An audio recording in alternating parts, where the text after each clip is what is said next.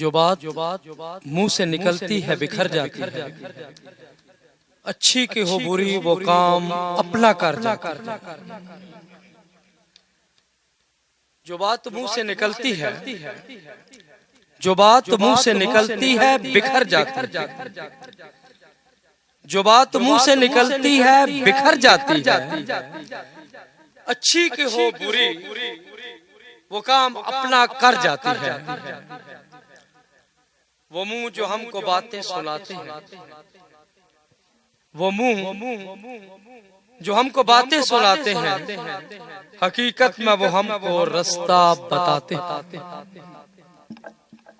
अगयार के मुंह तो देखे भाले हैं, अगयार के मुंह तो देखे भाले हैं, नजर में तो अच्छे हैं, तेरे हक में काले हैं। मुमताज मोहतरम मदाए रसूल मारूफ नात को शायर अलहाज मोहम्मद अफसर जंजुआराही रहमतुल्लाह अलैह का ये खूबसूरत कलाम मौलवाने मुंह के हवाले से लिखा गया। आप फरमाते हैं कि हम मुसलमान सब सोचें ये कैसी आवाज,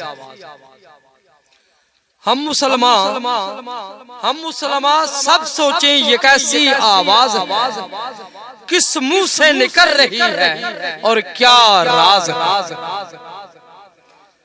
बोले अगर तू अपना मुंह संभाल कर, बोले अगर तू अपना मुंह संभाल कर, औरों का भी भला कर, अपना भी ख्याल कर।